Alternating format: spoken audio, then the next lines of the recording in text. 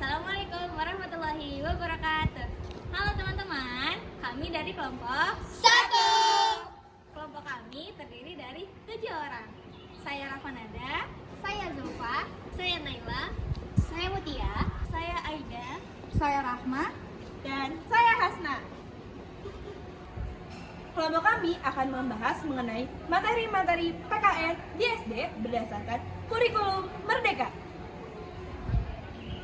Di dalam kurikulum Merdeka terdapat capaian pembelajaran. Capaian pembelajaran merupakan kompetensi pembelajaran yang mencakup kompetensi pembelajaran dan ruang lingkup materi yang tersusun secara komprehensif dalam bentuk narasi yang harus dicapai peserta didiknya pada setiap fase perkembangannya. Nah, pada jenjang sekolah dasar terdapat 3 fase. Yang pertama ada fase A atau fase persiapan terdiri dari kelas 1 dan 2. Lalu ada fase B atau fase pelaksanaan terdiri dari kelas 3 dan 4. Lalu yang terakhir ada fase C atau fase evaluasi terdiri dari kelas 5 dan 6. Capaian pembelajaran mata pelajaran PKN memiliki beberapa elemen atau kelompok kompetensi esensial yang berlaku sama untuk semua fase. Masing-masing elemen mempunyai capaian per fasenya yang saling menunjang untuk mencapai pemahaman yang dituju. Terdapat 4 elemen dalam pembelajaran PKN di sekolah dasar. Yang pertama ada Pancasila, yang kedua Undang-Undang Dasar 1945, yang ketiga Bhinneka Tunggal Ika, dan terakhir NKRI. Pada elemen Pancasila fase A, capaian pembelajaran meliputi yang pertama, peserta didik mampu mengenal dan menceritakan simbol-simbol Pancasila. Yang kedua, peserta didik mampu mengidentifikasi dan menjelaskan hubungan antara simbol dan sila dalam lambang negara Garuda Pancasila. Yang ketiga, peserta didik mampu menerapkan nilai-nilai Pancasila di lingkungan keluarga dan sekolah. Lalu, pada elemen Negara Kesatuan Republik Indonesia fase A, capaian pembelajaran meliputi yang pertama, peserta didik mampu mengenal aturan di lingkungan keluarga dan sekolah. Yang kedua, peserta didik mampu menceritakan contoh sikap mematuhi dan tidak mematuhi aturan di keluarga dan di sekolah. Dan yang ketiga, peserta didik mampu menunjukkan perilaku mematuhi aturan di keluarga dan di sekolah. Selanjutnya masih di fase A, yaitu membahas mengenai Pancasila. Yang pertama, peserta didik mampu mengenal dan menceritakan simbol dan sila-sila Pancasila dalam lambang negara Garuda Pancasila. Yang kedua, menyebutkan hubungan antara simbol dan sila dalam lambang negara Garuda Pancasila. Lalu, yang ketiga, menerapkan nilai-nilai Pancasila di lingkungan sekolah dan lingkungan keluarga. Di sini, peserta didik harus bisa mengimplementasikan nilai-nilai Pancasila loh. Selain itu, di fase A, peserta didik juga membahas tentang Undang-Undang Dasar Negara Republik Indonesia tahun 1945. Lalu, yang mereka pelajari itu apa aja sih? Yang pertama, peserta didik mampu mengenal aturan di lingkungan sekolah dan di lingkungan keluarga.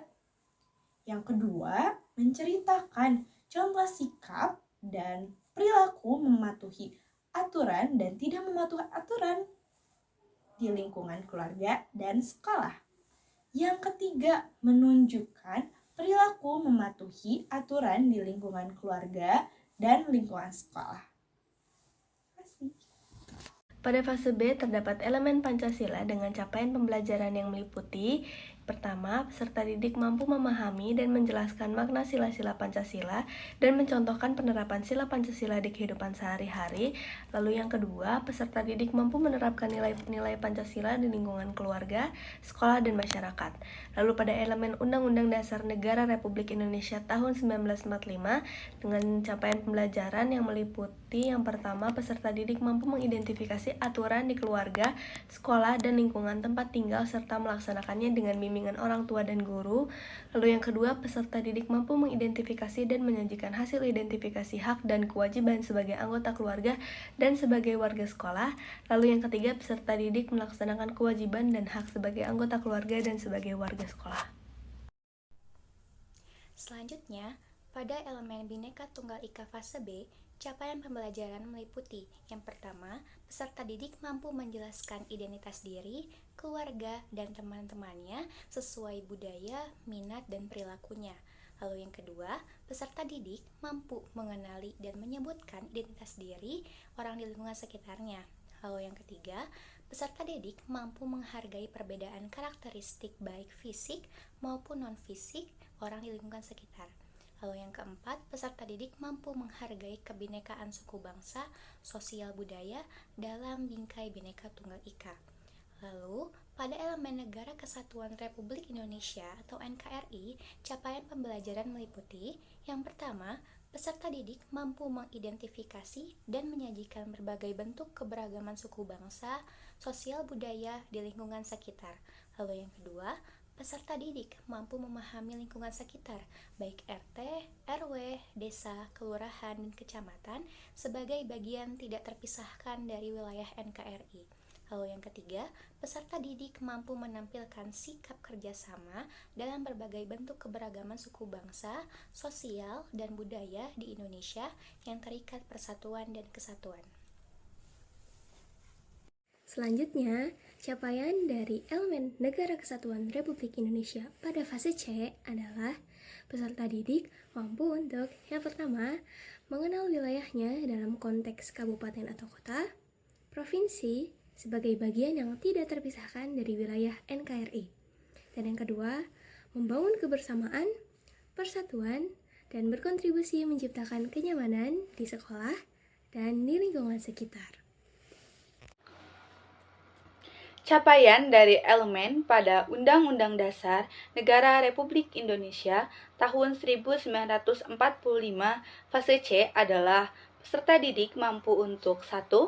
Menganalisis dan menyajikan hasil analisis bentuk sederhana norma, aturan, hak, dan kewajiban dalam kedudukannya sebagai anggota keluarga, warga sekolah, dan bagian dari masyarakat. Yang kedua, menganalisis secara sederhana dan menyajikan hasil analisis pelaksanaan norma, aturan, hak, dan kewajiban sebagai anggota keluarga dan warga sekolah. Yang ketiga, melaksanakan kewajiban dan hak sebagai anggota keluarga, warga sekolah, dan bagian dari masyarakat. Yang keempat, mempraktikkan, membuat kesepakatan dan aturan bersama, serta menaatinya dalam kehidupan sehari-hari di keluarga dan di sekolah. Pada elemen Pancasila fase C, capaian pembelajarannya meliputi yang pertama, peserta didik mampu memahami dan menyajikan hubungan antar sila dalam Pancasila sebagai suatu kesatuan yang utuh. Yang kedua, peserta didik mampu mengidentifikasi dan menyajikan makna nilai-nilai Pancasila sebagai pandangan hidup berbangsa dan bernegara. Yang ketiga, peserta didik mampu menerapkan nilai-nilai Pancasila di lingkungan keluarga, sekolah, dan masyarakat, yang mana pada kelas 5, peserta didik diharapkan mampu mempraktikkan nilai-nilai Pancasila yang telah dipelajari pada fase sebelumnya. Dan di kelas 6, peserta didik diharapkan sudah menjadikan keterampilan Pancasila tersebut menjadi sebuah pembiasaan yang konsisten. Kemudian pada elemen Bhinneka Tunggal Ika fase C, memiliki capaian pembelajaran sebagai berikut. Peserta didik mampu menganalisis, menyajikan hasil analisis, menghormati, menjaga, dan melestarikan keragaman budaya dalam bingkai Bhinneka Tunggal Ika di lingkungan sekitarnya. Dengan ini, siswa kelas 5 diajak untuk mengenal keragaman lingkungan sekitarnya, dan pada kelas 6, barulah peserta didik diajak untuk mengimplementasikan di lingkungan masyarakat sekitarnya. Kalau menurut saya sih kayaknya Pancasila ya, baik simbol atau penerapannya. Pancasila.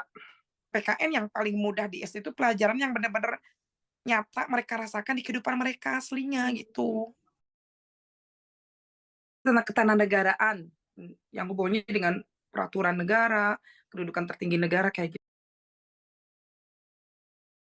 Ya mungkin karena sekarang ya, kalau menurut saya mungkin iya, mungkin masih ada yang masih konvensional, tetapi sehubungan dengan kita sekarang udah banyak merombak kurikulum, metode belajar juga sudah metode mengajar dan belajar juga sudah banyak berubah, kayaknya nggak se-ekstrim itu ya, sampai benar-benar Pancasila PKN tuh disampaikan secara konvensional, enggak juga sih. Jadi pun itu dipengaruhi oleh jenis materi juga, dipengaruhi oleh level anak juga.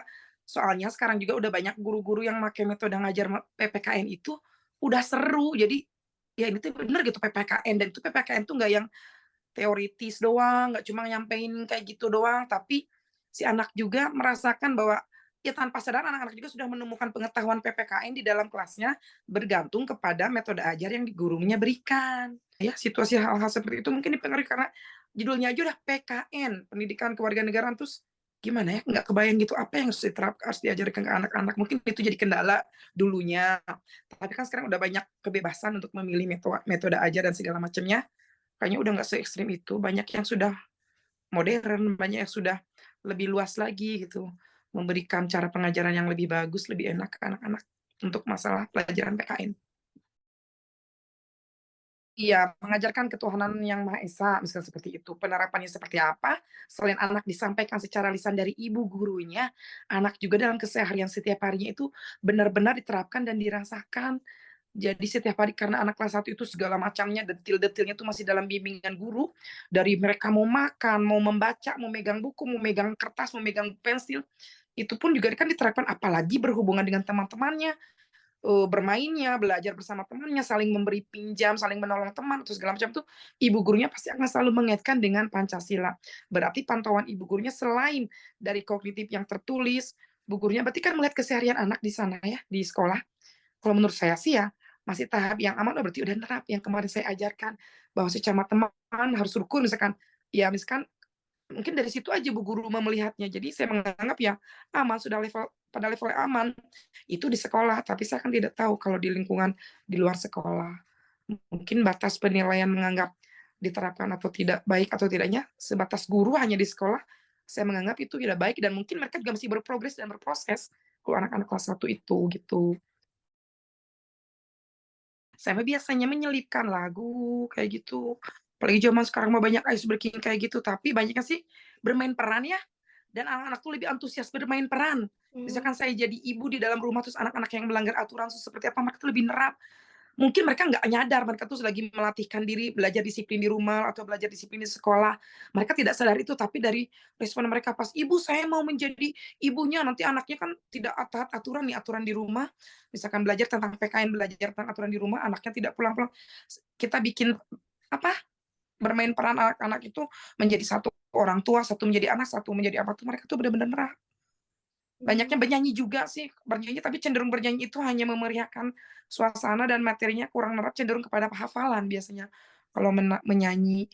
Tapi banyak seringnya saya tuh bermain peran dan bercerita juga sering. Apalagi kelas 1 mah lebih nerapnya sih bermain peran. Di kelas demonstrasi mungkin ya, mana sih perilaku yang baik itu seperti apa, bu gurunya mencontohkan atau bu gurunya menyuruh beberapa kelompok anak untuk memerankan peran ini, itu teh perlakuan buruk, baik atau tidak tuh mereka menentukan sendiri nantinya. Nanti kita kaitkan dengan Pancasila, dengan materi hari itu, atau tentang apa gitu. Kesulitan tersendiri kesulitan tersendiri mungkin dipengaruhi perkembangan anak ya, karena anak-anak yang seperti itu tuh, bagaimana mereka menganggap Pancasila teh apa, ya kita sederhanakan itu dasar negara, aturan, bla bla bla bla, itu teh rasa keyakinan kita anak sudah paham atau sudah paham atau tidaknya itu kita tuh kadang ragu bagaimana ya, tapi menurut saya sih kesulitannya ya hanya sebatas Bu gurunya masih meraba-raba, apakah materi ini sudah sampai kepada anak, apakah materi inti tujuan pembelajaran aku ke anak itu udah nyampe atau belum tuh, masih bikin ragu-ragu karena sifatnya anak-anak tuh yang belum paham betul gitu, maksudnya materi kita tuh apa gitu. Jadi ya banyaknya paling bu guru hanya melihat dari yang penting output seperti aku mengajarkan aturan, jika anak sudah bisa disiplin di kelas berarti ajaran materi yang kemarin, oh masuk gitu aja sih. Jadi kesulitannya tidak terlalu berat. Kalau kesulitan apa sih ada sih, banyak hal kalau masih mau diulik, mau di detailnya tuh banyak kalau kesulitan mengajar anak kelas 1 itu. Karena cenderungnya kita nggak mengajarkan materi ke anak-anak itu. Kita malah cenderungnya di kelas itu nggak seperti kita ngajar kelas atas, siapkan bukunya, kita belajar ini, belajar itu, enggak. Banyaknya ya seperti natural kita sedang bermain dengan mereka, kayak gitu. Mungkin itu yang bisa saya jadikan alat atau metode untuk meminimalisir kesulitan yang dialami pada umumnya kegiatan guru mengajar kepada murid gitu. Karena materi itu kan udah jatah kita di kurikulum untuk diajarin ya, nggak bisa nolak. Jadi kita mikirnya gini, materinya apa, ngelihat situasi anaknya apa dan bagaimana. Tinggal dari situ kita tarik sesuatu yang bikin menarik ke anak, kita sambungin. Ya seperti yang tadi misalkan kita akan mengajarkan penerapan Pancasila sila kedua atau ketiga, persatuan Indonesia. Artinya kan anak-anak teh harus rukun, harus bersatu kayak gitu. Kita kaitkan dengan kasus misalkan yang lagi hot di sekolah, misalkan di kelas sebelah terjadi ada pengaduan katanya ada yang membuli begitu-begitu. Apakah di kelas kita pernah terjadi atau di rumah kamu pernah tidak mendengar berita seperti ini seperti itu? Dari situ anak tuh langsung mulai tertarik. Nanti kita sambungkan. Jadi masuk dulu ke dunia kehidupan anak-anak yang mereka alami apa, yang mereka rasakan apa. Langsung berikan pertanyaan pemancingnya. Dari situ ketertarikan anak kan terlihat. Nah, dari situ kita mulai masuk. Kalau aku masih gitu, Neng. Itu dia pembahasan dari kelompok kami. Sampai jumpa di lain waktu ya. Dadah!